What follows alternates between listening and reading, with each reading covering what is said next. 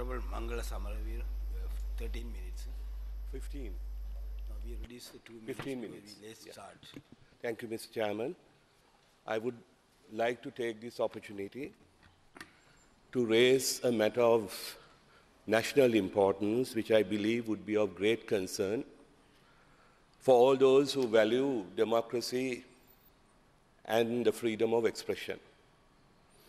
As we are all aware, Mr. Speaker, Mr. Chairman, monitoring telephones, listening to telephones, tapping telephones, or hacking into telephones, and monitoring the internet have become standard practice in many countries in the world, waging war against international terror. But in most countries, such practices are controlled by stringent laws and regulations, which ensure that such laws are not abused by those in power by using it against democratically dissenting voices or against the democratic opposition. However, I'm sorry to say, in Sri Lanka today, nearly 3 years after the LTT was decisively defeated, as the government likes to remind the country frequently, the interception of telephone calls as well as the monitoring of the internet, including email, has reached epidemic proportions at the moment. I'm giving you these facts with full responsibility. Also, using the latest technology, websites which expose the waste and corruption of this regime are hacked into and blocked. And in fact, we know that there is a special officer in the President's house, a certain Miss Mangalaphone, who is the sister of our ambassador in Washington, who's actually been tasked to monitor the web each morning, and then, according to her instructions, some websites are immediately blocked and banned. However, at this moment, I must actually stress I'm not accusing any of, especially not Honorable Sarath Amunugama, I don't think he is even aware of this. And I'm certainly not accusing the Ministry of Post and Ministry of Telecommunications as it is known now.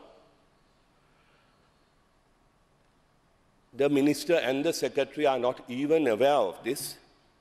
But with responsibility, I say that this outrageous infringement on our privacy and our human rights is being carried out by the Defense Ministry, along with the Telecom Regulatory Commission, which now comes under His Excellency the President.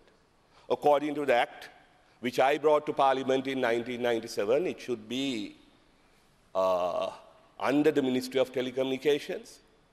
In fact, the Secretary of Telecommunications should be the chairman of the TRC.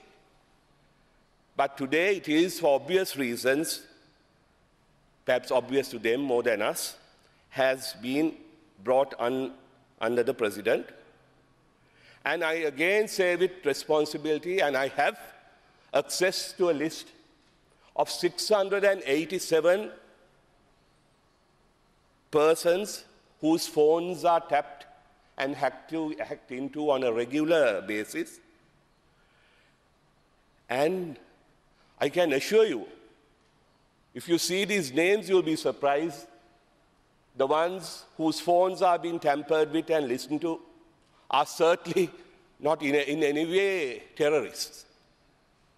In fact, I'm sorry to say, even the religious clergy of this country has not been spared the prying ears of the Defense Ministry. There are members not only of the religious clergy, there are members and captains of industry. Of course, there are many members of us here in the opposition. But what is perhaps of interest to you, I again say with responsibility that in this list of phones which have been hacked into by the defense people, there are 102 names of members of the government, including, Mr. Speaker, the name of 29 senior cabinet ministers. I mean, this is not terrorism. I mean, there can't be terrorists within the government. This shows paranoia of the worst order. And then, of course, there are 3 chief ministers in this list. Many newspaper editors and dozens of journalists. And as I said, some captains of industry who are the bastions of respectability. I don't know for what reason these phones are being monitored. But what is even more surprising is that these phones, because as you rightly said, the technology is moving rapidly every day. You need the latest and the highest forms of technology to hack into phones, to even to read the emails, private emails of people. But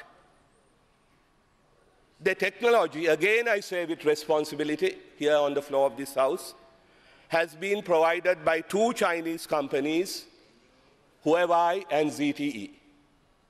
These are the names of the 2 companies who provide this technology for the Defense Ministry to tap your phones and ours. In fact, according to an article published in Eurasia.org and quoted in Ground News, Huawei and ZTE have signed contracts worth tens of millions US dollars with some Central Asian countries, not known for their democratic credentials. In fact, I quote from that article, over time, the authoritarian-minded Central Asian leaders have come to appreciate cooperation with Chinese telecom firms as a useful means of bolstering their authority, rights advocates assert.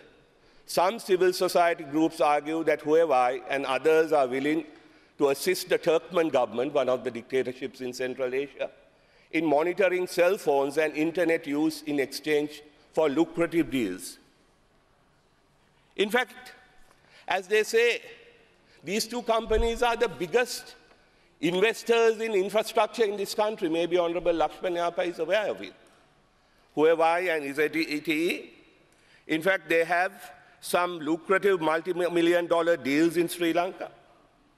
The overwhelming majority of mobile broadband internet access devices sold in Sri Lanka by Mobitel, Dialog, Etisalat and Airtel are all made either by Huawei or ZTE.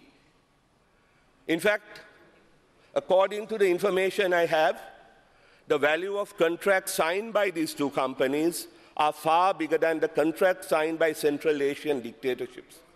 In June 2011, SLT awarded a rupees 3 billion, that is a US dollars 27 million fiber optic network rollout contract to ZTE Corporation as part of the Sri Lanka project.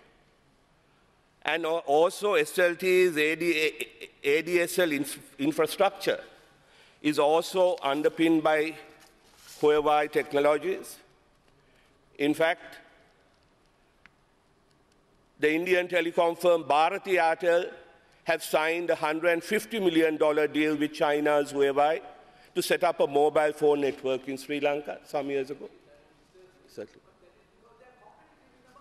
No. Even American, they buy that. No, but as I'm trying to... No, these are all private. The question these are here, private the question here is, who have these agreements. I'm not questioning the award of the contracts. I'm questioning the role these 2 companies are playing in Sri Lanka. This is what I'm talking about. So please, because I have only, oh my God, it has a lot to do with the government. The deals are done by the Defense Ministry, and the Defense Ministry is using their technology to tap your phones and our phones. That I must say with responsibility. And Yes, point of order, Honorable Aswa. Yes, sir. By point of order, he indiscriminately using the names of ministers and others and the defence security. This is nothing to do with the defence vote, sir. He is addressing to Geneva. No, sir. He is the man. Sir, I am not finished. He didn't He is the mention man when he was minister. names. Brought Okay, a special machine. that's not a point of order, Honourable Trying Asser. to show you, Mr. Speaker, You carry on. is these two Chinese companies, ZTE and Huawei, have invested much more than even the Central Asian dictatorships because they have got lucrative deals here. As a matter of fact, Mr. Speaker, the pervasive Chinese investment managed to raise a few eyebrows even in Washington. A diplomatic cable sent by the Colombo Embassy in Washington in December 2009 says, Huawei Telecommunications, a Chinese-owned corporation, has worked diligently to corner the telecom infrastructure in Sri Lanka. Honorable Dama Rajapaksa, can you please control this of yours? He's only dancing because you came. Now he's trying to impress you, so please ask him to sit down. So, Mr. Speaker, and also, it is also a well-known fact that these companies in question are experts in their ability to hack into key computer systems, and in many countries with dismal human rights record, value their service to clamp down on human rights activism and advocacy. And as I said earlier, the quid pro quo for these two companies for getting the lion's share, or perhaps we should say the dragon's share because it's Chinese, of the Sri Lankan market has been to provide the Rajapaksa regime with the sophisticated technology needed to suppress the democratic rights of the people of Asia's oldest democracy. In fact, that is why I couldn't help but be amused when Now you wind up, please. Yeah, a little while ago, Mr. Speaker, Honorable Dinesh Gunawardena, in his response to